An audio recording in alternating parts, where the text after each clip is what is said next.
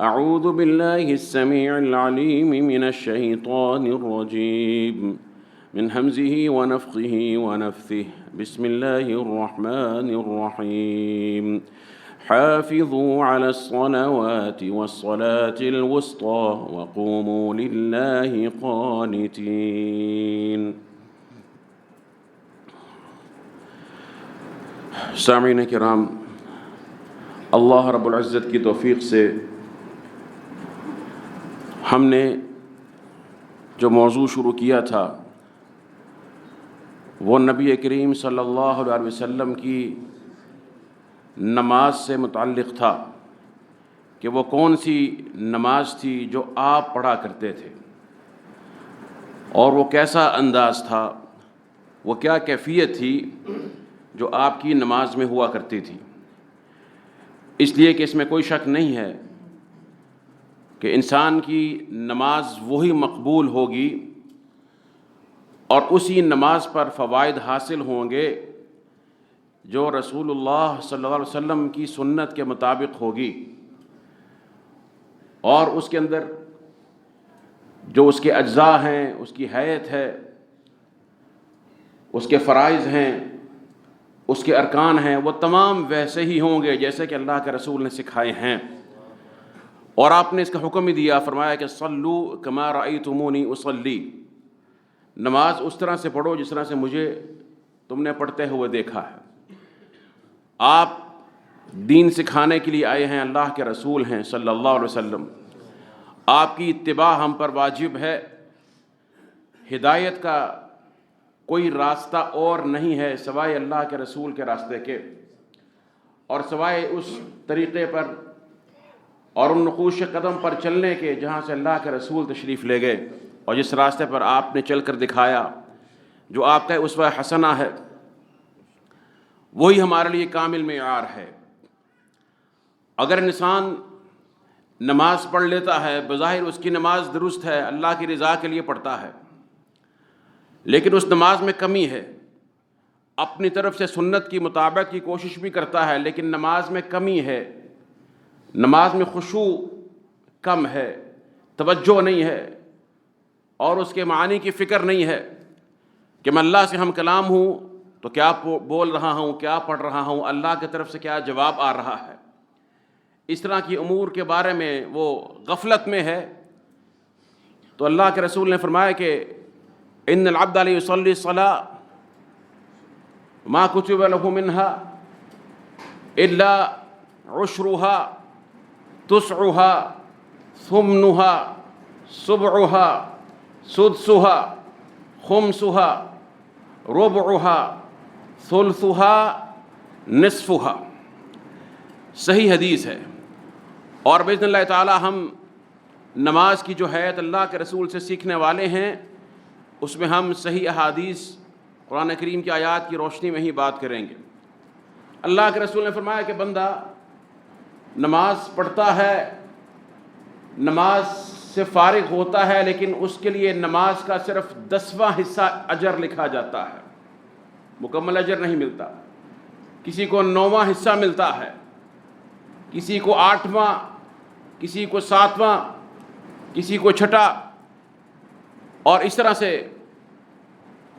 فرمایا کہ کسی کو 4تھا حصہ ملتا ہے، کسی کو 3 حصے ملتے ہیں، اور فرمایا کسی کو جو ہے وہ نصف ملتا ہے۔ یہ جو فرق آ رہا ہے اجور میں، اجر میں، یہ اسی بنا پر ہے کہ اس کی عقل کتنی حاضر رہی تھی نماز میں، کتنا اس نے سمجھا، اور کتنی اس کی توجہ نماز میں برقرار رہی تھی، اور کتنا اس کو یہ تصور اس کے دل میں موجود تھا کہ جب میں کھڑا ہوتا ہوں، جیسے کہ اللہ کے رسول نے فرمایا کہ اللہ سبحانہ و تعالیٰ اس وقت نماز پڑھنے والے کے سامنے ہوتے ہیں، اس کے چہرے کے سامنے ہوتے ہیں۔ اسی لیے آپ نے نماز میں اپنے سامنے اضطراری طور پر ہی صحیح لیکن سامنے تھوکنے سے منع فرمایا۔ یہ اگر اس کے خشوع میں کمی ہے، اس کے اجر میں یقیناً کمی ہوگی۔ نماز کا ذمہ تو شاید ادا ہو جائے لیکن اجر نہیں ملے گا، اور کتنے افسوس کی بات ہے کہ نماز کے ثمرات سے محروم رہ جائے۔ نماز ہی تو وہ بنیاد ہے، اس کے فضائل دیکھے جائیں، اس کے ثمرات دیکھے جائیں، ہر موقع پر، ہر مقام پر دنیا میں بھی اور آخرت میں بھی اللہ سبحانہ و تعالیٰ نے اس نماز کے ذریعے مسلمان کو فضیلت دی ہے اور اس کو ہر طرح کی خیرات و سعادتیں ملتی ہیں۔ تو اس لیے نماز میں یہ بہت ضروری ہے کہ ہم اس چیز کو سمجھیں کہ صرف نماز کی ظاہری صورت بجا لانا کافی نہیں ہے۔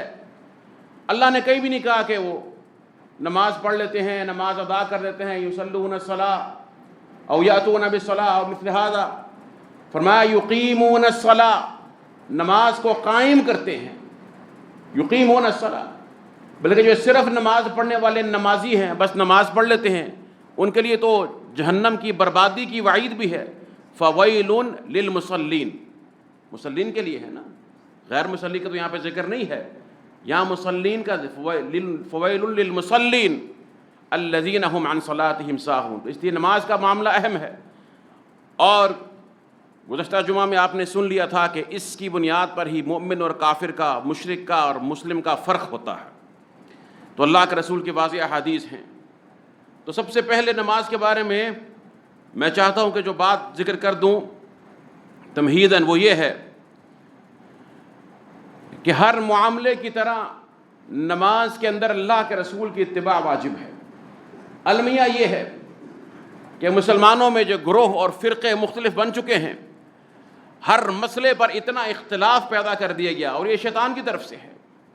یہ جو حدیث ہے نا کہ اختلاف، میری امت کا اختلاف جو ہے وہ رحمت ہے اور بڑی رحمت کا باعث ہے، اور جو کوئی کرتا ہے اس کے پیچھے چلے چلو، سب کچھ ہی جو ہے وہ کامیاب ہے، یہ بالکل موضوع اور من گھڑت باتیں ہیں۔ اختلاف فساد ہے، اختلاف عذاب ہے۔ اللہ قرآن میں فرماتا ہے وَلَوْ شَاءَ رَبُّكَ لَجَعَلَ النَّاسَ أُمَّةً وَاحِدَةً، اگر اللہ چاہتا تمام انسانوں کو ایک ہی بنا دیتا، ایک ہی سوچ پر، ایک ہی امت بنا دیتا۔ وَلَا يَزَالُونَ مُخْتَلِفِينَ إِلَّا مَن رَحِمَ رَبُّكَ، لیکن یہ لوگ اختلاف کرتے رہیں گے، اختلاف کرتے رہیں گے، سوائے وہ شخص اختلاف سے، فرقے سے، تفرقے سے بچے گا جس پر اللہ کا رحم ہو جائے۔ اور اللہ کا رحم کس پر ہوتا ہے؟ اللہ کا رحم اس پر ہوتا ہے میرے محترم بزرگ اور دوستو، یہ بات غور سے سمجھ لیجئے۔ ہم نے جب قیامت کے روز اللہ کی بارگاہ میں کھڑا ہونا ہے، اس نے ہم سے ایک ہی سوال کرنا ہے، وَيَوْمَ يُنَادِيهِمْ فَيَقُولُ مَاذَا أَجَبْتُمُ الْمُرْسَلِينَ، پکارا جائے گا اور سوال کیا جائے گا تم نے رسولوں کو کیا جواب دیا تھا۔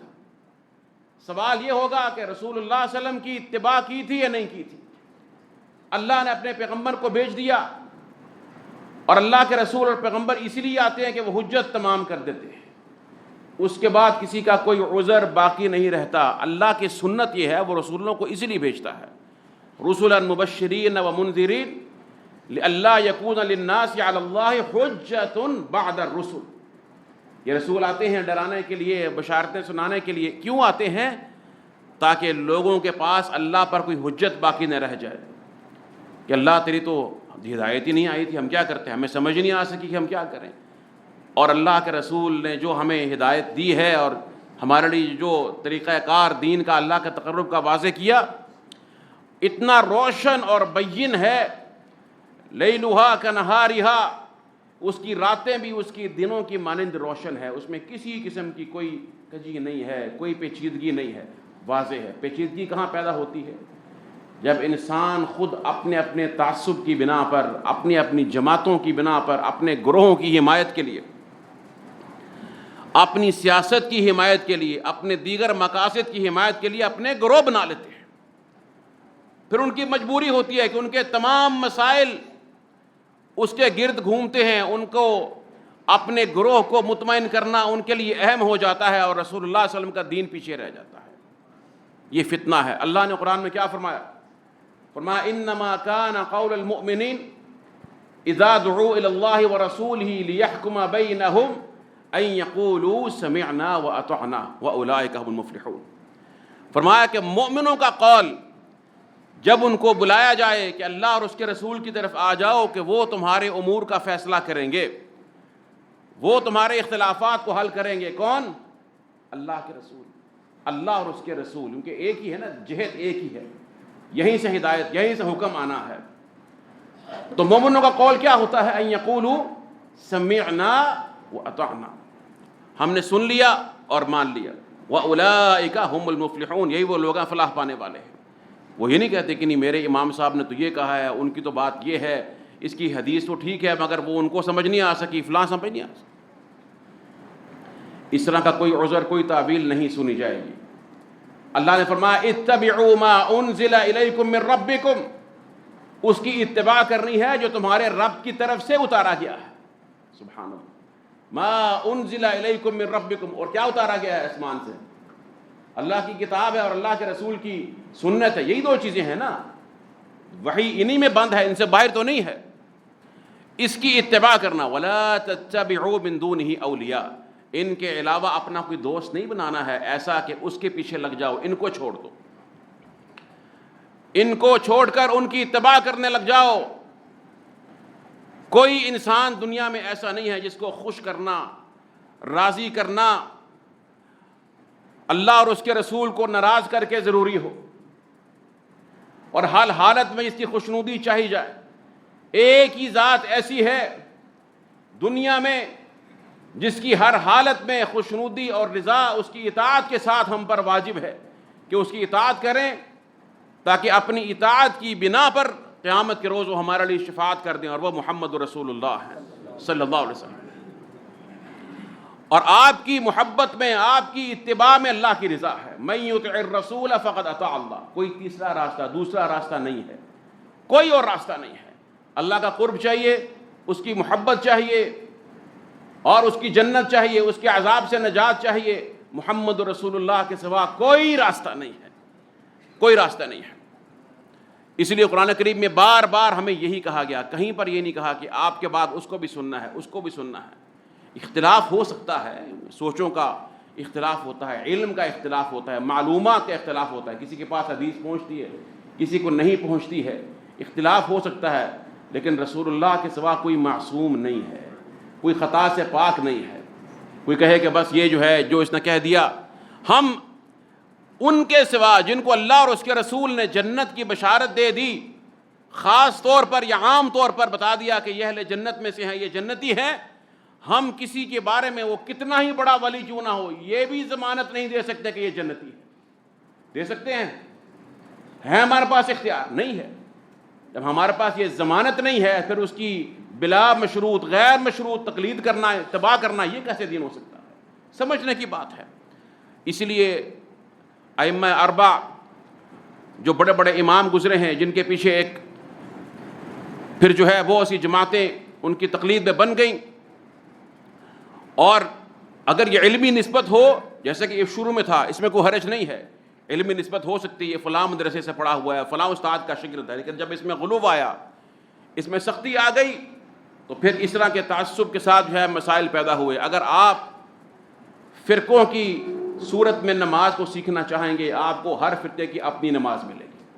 کوئی کہا یہ نماز میں کرو، یہ کرنا ضروری ہے، کوئی کہا یہ کرنا غیر ضروری ہے، یہ کرنا واجب ہے، کہے گا یہ کرنا مکروہ ہے، اور یہ کرنا جو ہے یہ فرض ہے، اور یہ کرنا جو ہے وہ حرام ہے، مکروہ تحریمی ہے، تنزیہی ہے، مستحب ہے، یہ ہے، فلاں ہے، فلاں۔ اس طرح کہ آپ کو مختلف مضطرب اقوال مل جائیں گے فرقوں کے اندر، ہر ایک کی اپنی نماز۔ کتابیں اٹھا کر دیکھ لیجئے، حناف کو اٹھائیے، اور حنبلیوں کو اٹھائیے، مالکیوں کو اٹھائیے، شافعیوں کو اٹھائیے، ان کی جو کتب ہیں جو بعد مدون کی گئی فقہ، ان کی نماز کو دیکھیے، آپ کو اختلاف معلوم ہو جائے گا، اضطراب ملے گا، جبکہ رسول اللہ صلی اللہ علیہ وسلم کی نماز میں اضطراب اور اختلاف نہیں ہے۔ صلو کما رأیتمونی اصلی، اس میں اختلاف اس طرح سے نہیں ہو سکتا کہ انسان کو سمجھ ہی نہ آ سکے کہ نماز ہے کیا۔ نماز واضح، بعض چھوٹے سے جزوی معاملات میں کہیں اگر فہم کا اختلاف ہوتا ہے وہ صحابہ کرام میں بھی ہو جایا کرتا ہے، اس میں حرج نہیں ہے، لیکن جس طرح سے نمازیں اپنی ہم نے آج گھڑ لی ہیں کہ مستقل نئی نئی نمازیں کھڑی کر دی ہیں، اور ایک دوسری سے اتنی مختلف ہے، اتنی متضاد ہے کہ دونوں میں جمع کرنا ممکن نہیں ہے، یہ اللہ کے رسول کی نماز نہیں ہے، اور نہ ہی یہ ان ائمہ کرام کی تربیت ہے جن کے یہ تقلید کا دعویٰ کرتے ہیں۔ یہ بات سمجھنا بہت ضروری ہے۔ ابو حنیفہ رحمہ اللہ تعالی صحیح، ہم انشاءاللہ صحیح سند کے ساتھ ان کے اقوال دکھا سکتے، انہوں نے کہا کہ اذا صح الحدیث فہو مذہبی، جب حدیث صحیح مل جائے، صحیح ثابت ہو جائے، میرا وہی مذہب ہے۔ اور انہوں نے کہا کہ اقول قولا، میں کبھی کوئی بات کہتا ہوں اور وہ یخالف کتاب اللہ او خبر رسول اللہ صلی اللہ علیہ وسلم، جو اللہ کی کتاب اور اللہ کے رسول کی حدیث کے مخالف ہوتی ہے، کہا فَاتْرُكُوا، اس بات کو چھوڑ دیا کرو، اس کو مت لو۔ اور کبھی وہ کہتے ہیں اِنَّنَا بَشَرٌ نَقُولُ الْقَوْلَ الْيَوْمَ وَنَرْجِعُ عَنْهُ غَدًا، ہم انسان ہیں، آج ہم ایک بات کرتے ہیں، ایک قول کہتے ہیں، کل کو ہم اس سے رجوع کر لیتے ہیں۔ یہ معصوم تو نہیں ہے، خطا ہو سکتی ہے، ان کے ائمہ اکرام کے اقوال ہیں۔ انہوں نے کبھی نہیں کہا کہ ہماری تقلید کرو، نہیں کرو گے تو جہنم میں چلے جاؤ گے، ورنہ تمہاری نجات نہیں ہوگی، ورنہ تمہیں جو ہے تمہارا دین مقبول۔ یہ صرف بات کے تعصب کی پیداوار ہیں۔ امام مالک کہتے ہیں رحمہ اللہ تعالی، کہتے ہیں کہ لیس احد بعد النبی الا ویؤخذ من قولہ ویترک الا النبی صلی اللہ علیہ وسلم، کہ اللہ کے رسول محمد رسول اللہ کے بعد کوئی انسان ایسا نہیں ہے جس کی ہر بات کو لیا جائے، بلکہ اس کی کچھ باتوں کو لیا جا سکتا ہے، کچھ کو ٹھکرایا بھی جا سکتا ہے، سوائے محمد رسول اللہ کے ہر بات کو جو آپ نے فرما دی، کسی بھی حالت میں، وہ غصے کی حالت میں ہے، وہ خوشی کی حالت میں ہے، وہ جنگ کی حالت میں ہے، وہ امن کی حالت میں، اس بات کو ویسے ہی قبول کر لیا جائے گا، من و عن کے واللہ کی طرف سے۔ ما ينطق عن الهوى ان هو الا وحی یوحی۔ بلکہ امام مالک کے ایک شاگرد عبداللہ ابن وہب، یہ ان کے پاس علم حاصل کرنے کے لیے آئے، 20 سال ان کے پاس رہے، اور کہتے ہیں کہ امام مالک کا علم جو ہے وہ سارا ان کے پاس جمع ہو گیا، ان کے سینے میں جمع ہو گیا۔ بہت عظیم فقیہ تھے، فقہا میں شمار ہوتے ہیں۔ انہوں نے ایک دفعہ یہ انہوں نے محسوس کیا کہ امام مالک جو ہے جب ان سے کوئی سوال کرتا ہے کہ وضو کے دوران جو پاؤں کی انگلی ہیں ان کا خلال کیا جانا چاہیے نہیں، امام مالک نے کہا کہ نہیں، اس کا خلال نہیں ہے، خلال نہیں کرنا چاہیے۔ تو انہوں نے کہا ایک دن اپنے استاد مالک سے کہا رحمہ اللہ تعالی کہ استاد جی، ان عندنا فیہ سنہ، کہ ہمارے پاس اس بارے میں ایک حدیث موجود ہے اللہ کے رسول کی۔ مالک نے کہا کہ اچھا وہ سنائیے، حدیث کیا ہے؟ انہوں نے سند کے ساتھ وہ حدیث سنا دی۔ امام مالک نے سنا حدیث کو اور کہنے لگے کہ یہ حدیث حسن ہے، لیکن آج سے پہلے مجھے اس حدیث کا علم نہیں تھا۔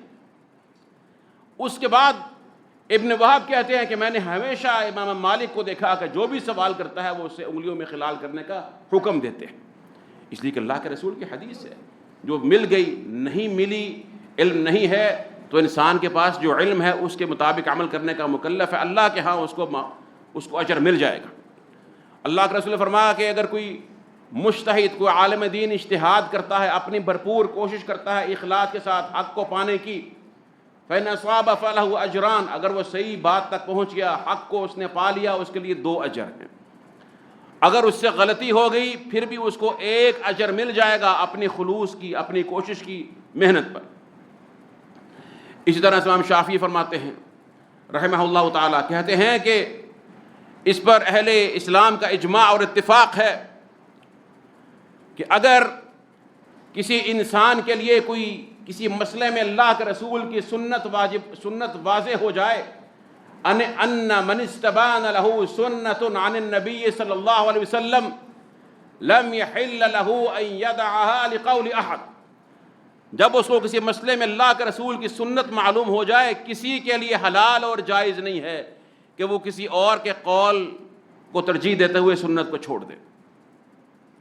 اس طرح سے احمد بن حنبل فرماتے ہیں لا تقلدنی ولا تقلد مالکا او الشافعی او الثوری او الاوزاعی، کہ تمہارے لیے جائز نہیں کہ تم میری تقلید کرو یا مالک کی تقلید کرو یا احمد بن حنبل کی تقلید یا شافعی کی تقلید کرو یا اوزاعی کی کرو یا کسی جو بڑے ائمہ کرام ہیں، تمام واجب الاحترام ہے اہل سنت کے ائمہ میں سے، ان میں سے کسی کی تقلید کرو، بلکہ تم پر واجب کیا ہے؟ خذوا من حیث اخذوا، جہاں سے انہوں نے لیا ہے دین کو تم بھی وہیں سے۔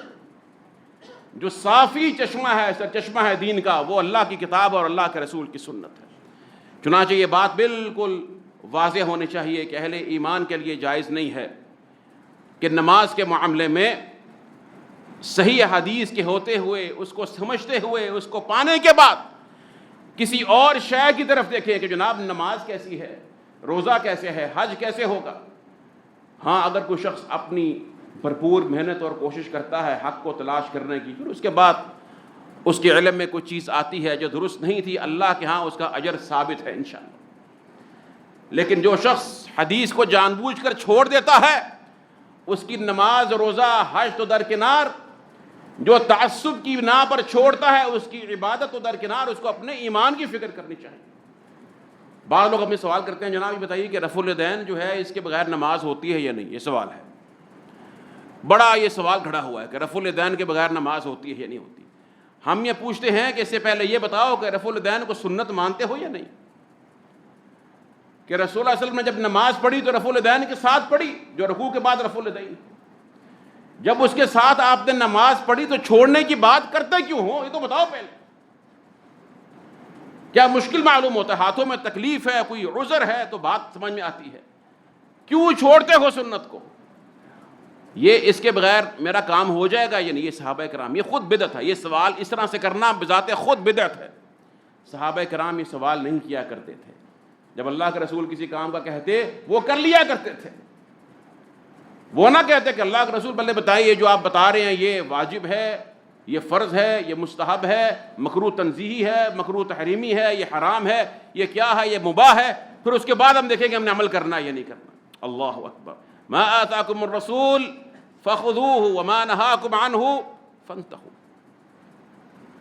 ہاں اگر کوئی چیز انسان بھول گیا، کسی عمل میں کوتاہی ہوگی، اب یہ پوچھا جا سکتا ہے کہ مجھ سے یہ عمل رہ گیا، اس کا کیا حکم ہے، کیا مجھے دوبارہ دہرانا پڑے گا؟ مثلا نماز ہے، نماز کے بارے میں ہمیں معلوم ہے کہ رسول اللہ صلی اللہ علیہ وسلم نے تکبیر کے ساتھ نماز کا آغاز کیا، آپ نے اس کے بعد جو دعائیں پڑھی، ثنا ہے، پھر سورۃ الفاتحہ ہے، اور اس کے بعد پھر قیام ہے، رکوع ہے، سجود ہے، تشہد ہے، ہمارے سامنے نماز موجود ہے، رفع الیدین بھی ہے، ہر چیز جو موجود ہے، ہمیں اسی طرح سے نماز پڑھنی چاہیے۔ کسی سنت کو چھوڑنے کا جواز کیا ہے؟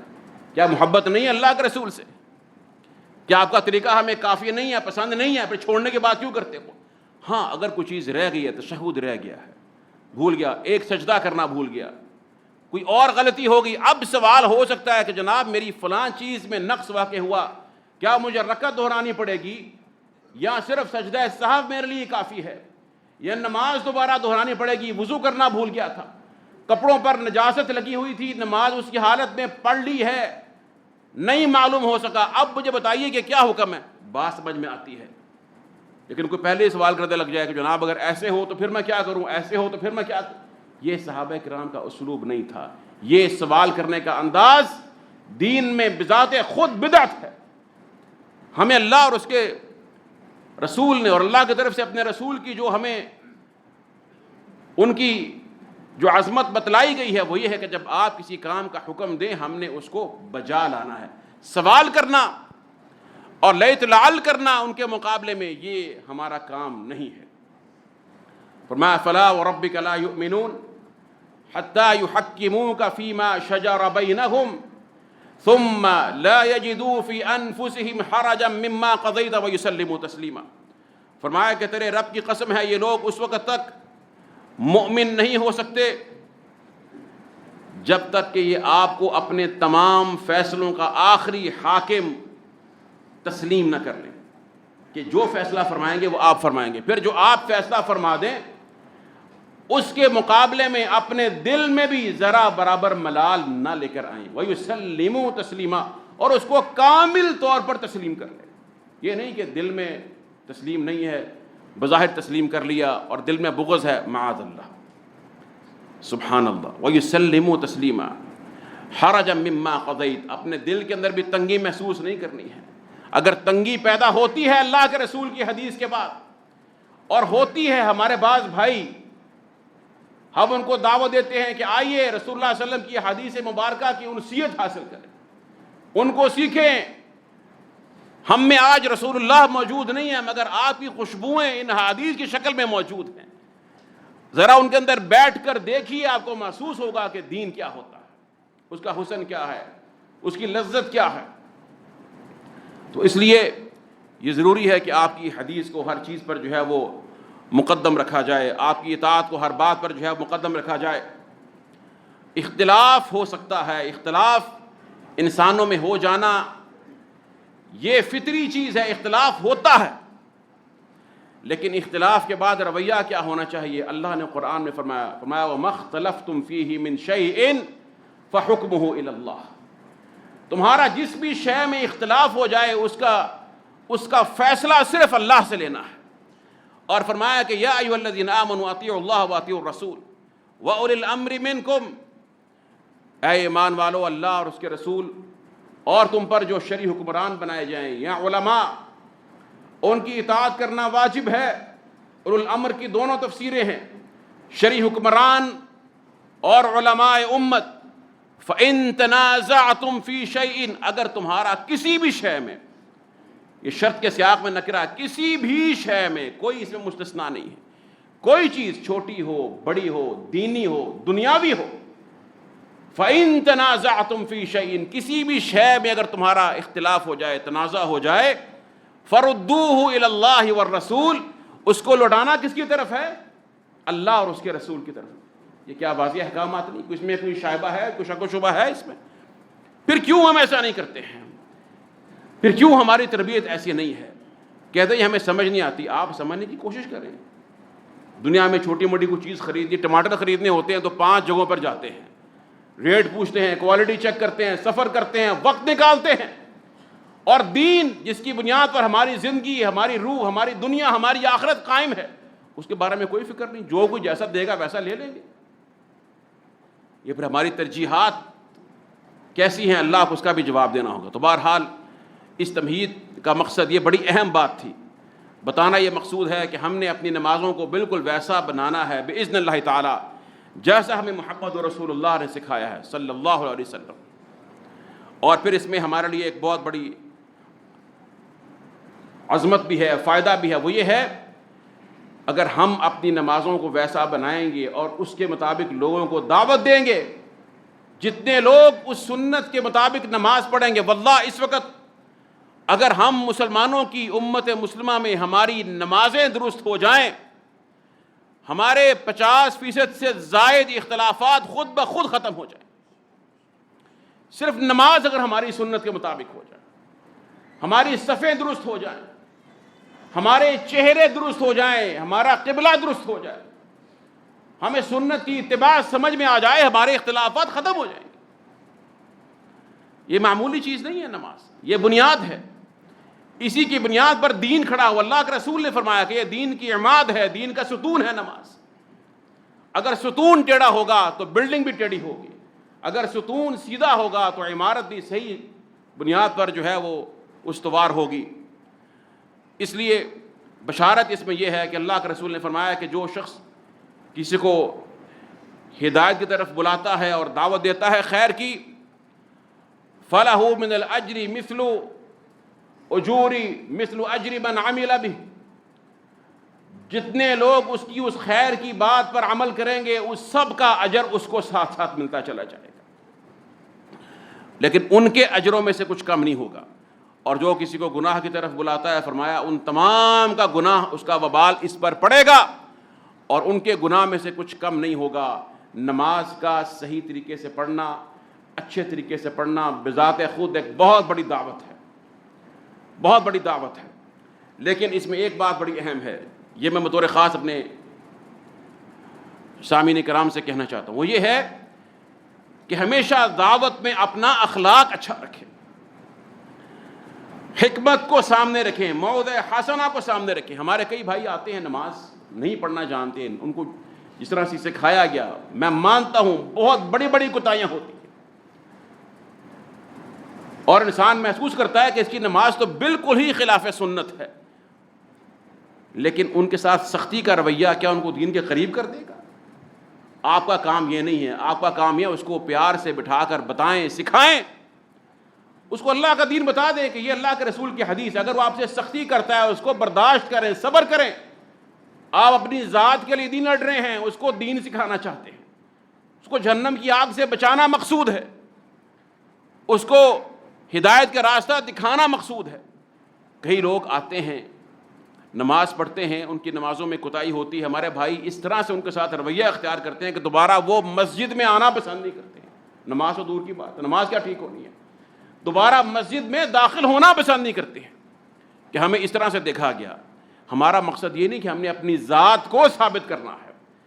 امام احمد بن حنبل نے کیا خوب فرمایا، کہتے ہیں اگر کسی کو نیک بات کا حکم دیتے ہو، امر بالمعروف کرتے ہو، اس کو اچھی بات کا حکم دے دو، اگر وہ عمل کر لیتا ہے تو ٹھیک ہے، تجھے اس کا اجر مل جائے گا، اگر وہ عمل نہیں کرتا اس کے پیچھے مت لگ جا، اس لیے کہ پھر تو نیک بات کو چھوڑ دے گا، اپنی ذات کو ثابت کرنے میں لگ جائے گا کہ میں ٹھیک ہوں تو غلط ہے۔ اس کی ضرورت نہیں ہے، جو مانتا ہے اپنی خوشی سے مانے۔ اور لِيَهْلِكَ مَنْ هَلَكَ عَنْ بَيِّنَةٍ وَيَحْيَىٰ مَنْ حَيَّ عَنْ بَيِّنَةٍ، اللہ نے قرآن میں کہہ دیا جو مرتا ہے تو وہ دلیل کے ساتھ مرے کہ کیا ہوا تھا اور حقیقت کیا تھی، اور جو زندہ ہے وہ دلیل کے ساتھ جیے۔ دلیل اور برہان عظیم ترین قوت ہے دین اسلام کی۔ اگر آپ کے پاس دلیل نہیں ہے تو پھر آپ کی آواز بلند ہوگی، آپ میں سختی اور غلظت آ جائے گی۔ اگر آپ کے پاس دلیل ہے تو آپ کو اس کی ضرورت نہیں ہے۔ چنانچہ یہ نماز انشاءاللہ تعالی اسی طرح سے ہم سمجھنے کی کوشش کریں گے بتوفیق اللہ تعالی، اور سیکھیں گے جس طرح سے ہمیں اللہ کے رسول نے سکھایا ہے۔ اور اگر کسی بھائی کو کوئی سوال ہے تو جو ہمارا سبق نماز سے متعلق گزرے اس سے متعلقہ سوال کریں، اس لیے کہ آگے انشاءاللہ ساری نماز سے مکمل ہونا ہے اسی طرح سے۔ اور اگر کوئی سوال ہے اس کو پوچھا جائے کہ جناب یہ بات بھی سمجھ میں نہیں آئی، یہ حدیث ہے کہاں پر ہے، اس کا حوالہ کیا ہے، یہ پوچھنا ہر مسلمان کا حق ہے۔ اگر ہم یہ سوال اپنے علماء سے کرنا شروع کر دیں تب بھی ہمارے مسائل حل ہو جائیں گے۔ جناب آپ جو فرما رہے ہیں آپ کا احترام اپنی جگہ پر، لیکن اس کا حوالہ اللہ اور اس کے رسول نے کہاں فرمایا ہے، کس جگہ پر یہ موجود ہے، اور پھر آپ کوشش کریں گے اپنے علم کو بڑھائیں گے۔ جو واجب ہے، ہم نے جو فیصلہ کر رکھا ہے نا کہ ہم نے تو مولوی نہیں بننا، ہم نے کچھ اور ہی بننا ہے، ایک مولوی خاص جنس ہوتی ہے، یہ کوئی دین میں یہ تفریق نہیں ہے۔ ہر انسان پر جو چیز واجب ہے اسلام کی، اس کا علم، اس کو حاصل کرنا اس پر واجب ہے۔ نماز پڑھنا واجب ہے یا نہیں ہے نا؟ تو نماز میں کیا پڑھتے ہو اس کو سمجھنا واجب نہیں ہوگا؟ سورہ فاتحہ کا مطلب کیا ہے اس کو جاننا واجب نہیں، نماز پڑھنا بس کھڑے ہونا واجب ہے، زبان کو ہلا لینا بس واجب ہے۔ جو نماز میں پڑھنا ہے، جو اصل روح ہے نماز کی، اس سے اگر واقف نہ ہو تو کیا یہ ہم نے دین کو سیکھا ہے؟ جو واجب تھا سیکھنا نہیں سیکھا ہے۔ جب آپ سورہ فاتحہ کو سیکھیں گے کم از کم، اور قرآن نماز میں جو پڑھتے ہیں ان کا معنی جانیں گے، آپ کو اتنی بنیادی عربی سیکھنا پڑے گی جو آپ کو آپ کا ضروری دین سکھانے کے لیے کافی ہو، اور پھر اللہ کی رحمت سے آپ کے لیے علم کے راستے کھل جائیں گے۔ آپ جو بھی تحقیق کریں گے آپ کے پاس اتنی بصیرت آ جائے گی کہ آپ اس میں حق کو پا سکیں، حق کو تلاش کر سکیں بتوفیق اللہ تعالی۔ نماز کے جو آغاز میں سب سے پہلی چیز ہے وہ استقبال القبلہ ہے۔ قبلہ رخ ہو کر کھڑا ہونا مسلمان پر واجب ہے۔ اللہ نے اپنے حبیب کو صلی اللہ علیہ وسلم مسجد حرام کی طرف رخ کر کے نماز پڑھنے کا حکم دیا۔ اس سے پہلے بیت المقدس کی طرف آپ رخ کر کے نماز پڑھا کرتے تھے، اس لیے قبلہ وہی تھا، لیکن آپ کی یہ شدید خواہش تھی کہ اللہ سبحانہ تعالیٰ کی طرف سے قبلہ جو ہے وہ تبدیل کر دیا جائے، اور ہمارا مسلمانوں کا جو قبلہ ہے وہ بیت اللہ بن جائے۔ یہاں تک اللہ نے قرآن میں فرمایا قد نرا تقلب وجهك في السماء فلنولینک قبلۃ ترضاها، ہم نے تیرا چہرہ آسمان کی طرف بار بار تیرے چہرے کا پھرنا جو ہے ہم اس کو دیکھ رہے ہیں، کیونکہ آپ کو محبت تھی نا کہ میرا قبلہ جو ہے وہ بیت المقدس کی بجائے، شام کی بجائے بیت اللہ بن جائے۔ فلنولینک قبلۃ ترضاها، ہم تجھے ضرور پھیر دیں گے اس قبلے کی طرف جو تجھے بڑا پسند ہے۔ فولی وجہک شطر المسجد الحرام، بس اپنا چہرہ جو ہے وہ مسجد حرام کی طرف کر لے، اس کو قبلہ بنا لیجیے۔ وحیث ما کنتم، یہ تو حکم آپ کو خاص طور پر دیا، باتباع امت اس میں داخل ہے، لیکن مزید اس حکم میں تاکید فرمائی کہ یہ حکم صرف آپ کے لیے نہیں، یہ آپ کے صحابہ کے لیے نہیں، آپ مدینے میں موجود ہیں، صرف مدینے والوں کے لیے نہیں۔ وحیث ما کنتم، اور تم جہاں کہیں بھی ہو، فولوا وجوہکم شطرا، اپنا چہرہ اسی کی طرف کرنا ہے نماز۔ اللہ کے رسول نے فرمایا کہ اذا قمت الى الصلاة اسبغ الوضوء ثم استقبل القبلہ فکبر، جب تو نماز کے لیے کھڑا ہو سب سے پہلے اچھا اور کامل وضو کر، پھر اس کے بعد اپنا چہرہ قبلے کی طرف کر، قبلہ رخ ہو کر کھڑا ہو جا، اور فرمایا اس کے بعد تکبیر کہہ۔ قبلہ رخ ہونا یہ لازمی ہے۔ اگر کوئی شخص جان بوجھ کر قبلے کے مخالف نماز پڑھتا ہے، یہ بات سمجھ لیجئے، یا کسی موقع پر کسی جگہ پر ہے جہاں اس کو قبلہ معلوم نہیں ہو رہا اور اس نے قبلہ معلوم کرنے کی کوشش بھی نہیں کی،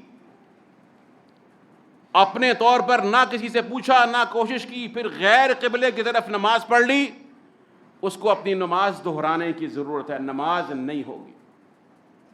نماز قبلے کی طرف ہوتی ہے، یہ فرضی نماز کی بات ہے۔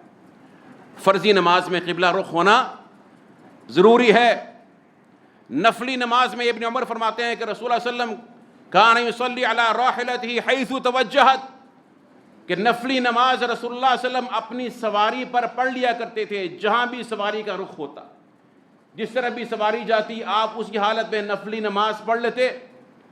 فَإِذَا أَرَادَ الْفَرِيضَةَ نَزَلَ وَاسْتَقْبَلَ الْقِبْلَةَ، جب آپ فرضی نماز پڑھنے کا ارادہ فرماتے اپنی سواری سے اتر جاتے اور قبلہ رخ ہو کر نماز پڑھتے۔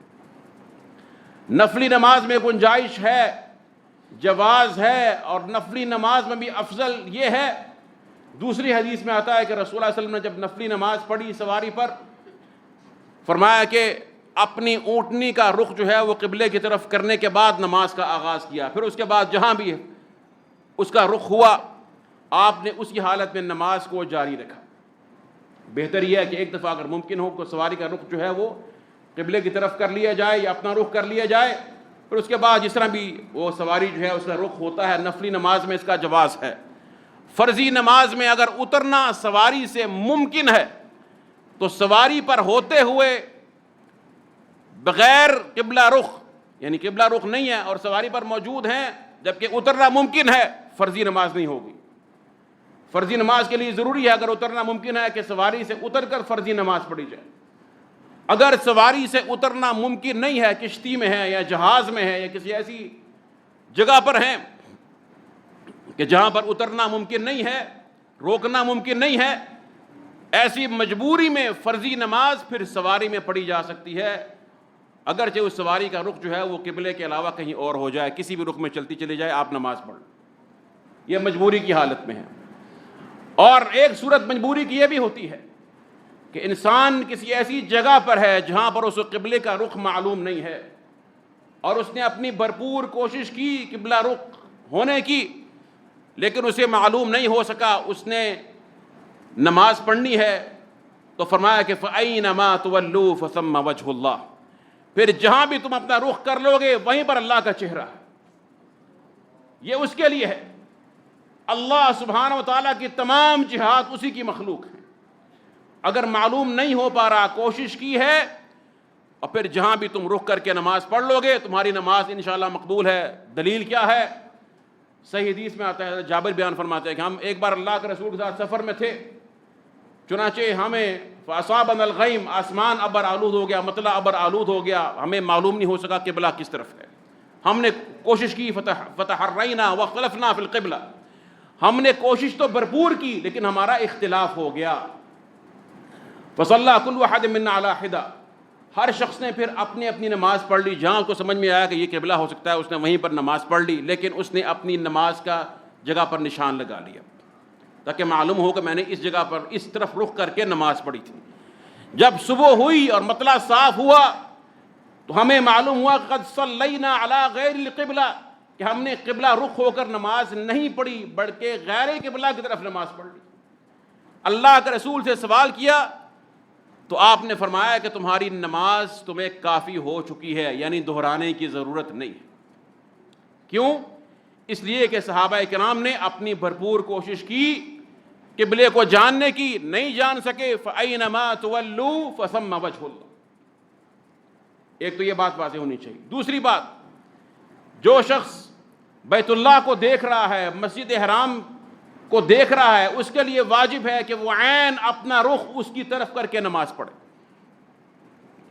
اس کے لیے ذرا بھی دائیں یا بائیں ہونا یا اس جہت میں، اگر یہاں مثلا وسط میں مسجد حرام ہے، وہ ہلکا سا رخ یوں کر لے یا یوں کر لے، اس کے لیے جائز نہیں ہے۔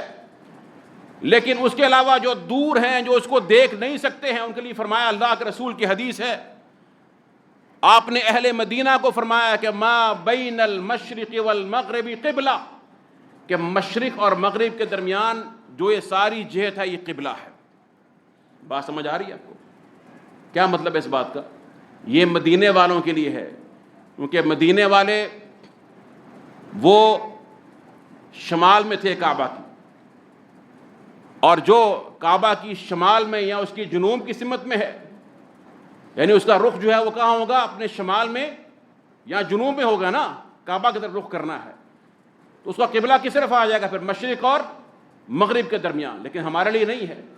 اگر کسی کی جو جہت ہے کعبے کی نسبت سے وہ مشرق یا مغرب ہے، تو اس کا قبلہ جو ہے وہ مشرق اور مغرب کے درمیان نہیں بلکہ شمال اور جنوب کے درمیان۔ مثلا ہماری مثال ہے، اگر ہمارا قبلہ مغرب کی طرف ہے، کعبہ جو ہے وہ مغرب کی طرف ہے، تو ہماری پھر جو جہت بنے گی قبلے کی وہ کیا بنے گی؟ بین الشمالی والجنوب۔ بات سمجھ آ رہی ہے نہیں آ رہی؟ شمال اور جنوب کے درمیان جو یہ جہت ہے ساری، یہ کیا ہے؟ یہ قبلہ ہے۔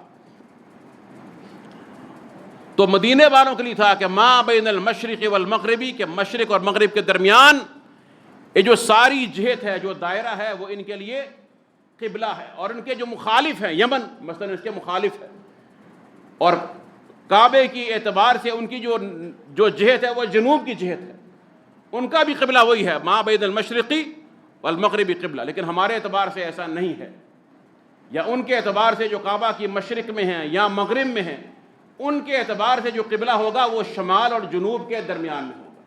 یہ بات سمجھ میں آ رہی ہے آپ کو؟